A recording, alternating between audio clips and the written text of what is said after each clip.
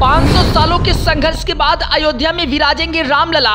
हजारों कुर्बानियां, ना जाने कितने राम भक्तों ने सब कुछ न्यौछावर कर दिया। जान लीजिए शरद शर्मा की वो कहानी जिसे सुनकर आप भी कहेंगे असली राम भक्त तो यही है।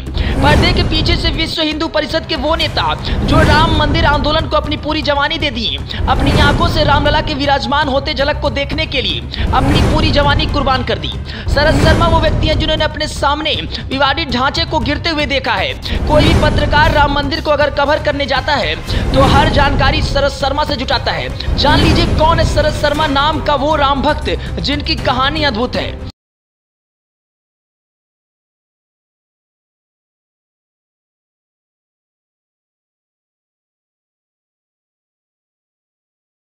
विश्व हिंदू परिषद के नेता ने राम मंदिर आंदोलन को लगभग अपनी पूरी जवानी ही दे दी है। इनका नाम है शरद शर्मा। वो करीब 30 सालों से राम मंदिर के लिए चल रहे आंदोलन का पिछले पर्दे से हिस्सा रहे हैं। सुप्रीम कोर्ट के फैसले पर उन्होंने कहा कि अभी हमारा मुख्य उद्देश्य समाज में शांति कायम रखना है। 1980 के दशक के मध्य में जब राम मंदिर आंदोलन शुरू हुआ था तो शरद शर्मा ने इसका हिस्सा बनने की ठानी थी। तब वो युवा थे, अब उनकी उम्र 50 साल के करीब है।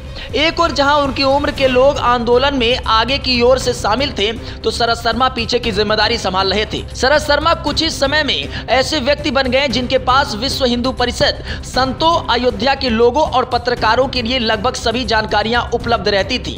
अब शरद शर्मा की उम्र लगभग 50 साल के करीब हो गई है। वो अपने 3 दशक अयोध्या में ही रहते हुए राम मंदिर आंदोलन को दे चुके हैं। वो मौजूदा समय में वीएचपी के आधिकारिक प्रवक्ता हैं और कई सारी जिम्मेदारियां निभा रहे हैं। कोई पत्रकार जो अयोध्या या राम जन्मभूमि, बाबरी मस्जिद भूमि को विवादित ढांचे को कवर करने के लिए जाता था तो वो शरद शर्मा से पहले वो व्यक्ति थे जो सारी जानकारियां उन्हें मुहैया कराते थे। 1992 में जब विवादित ढांचा गिराया गया तो उस समय शरद शर्मा बजरंग दल के साथ काम कर रहे थे। उस वक्त वो प्रशासनिक स्तर में काम कर रहे थे, खास तौर पर कारसेवकपुरम में। उन्होंने बताया कि 6 दिसंबर 1992 को जब विवादित ढांचा गिराया गया तो मैं उस वक्त पास में ही कुछ दूरी पर खड़ा था। मैं उस समय कारसेवकपुरम में चल रही गतिविधियों को मैनेज कर रहा था। विवादित ढांचे को गिराए जाने के काफी देर बाद शाम को मैं विवादित स्थल पर पहुंचा था। शरद शर्मा ने विवादित ढांचा गिराए जाने के बाद वापस सामान्य जीवन में जाकर अपना जीवन इसी आंदोलन को समर्पित करने का फैसला किया। उन्होंने वापस जाकर वकालत करने की जगह वीएचपी के साथ रहने का निर्णय लिया और अयोध्या में प्रमुख सूत्रधार व्यक्ति के रूप में बने रहे। वो एलएलबी कर रहे थे। 1998 में शरद शर्मा को विश्व हिंदू परिषद का प्रवक्ता बनाया गया था और इसके बाद कारसेवकपुरम में ही उनका नया पता बन गया। उन्होंने कहा कि संतों और अन्य प्रतिष्ठित व्यक्तियों के बीच सूचनाओं के आदान प्रदान का कार्य और उन पर नजर रखने का काम मेरे लिए बड़ा अवसर था जो मुझे मिला था।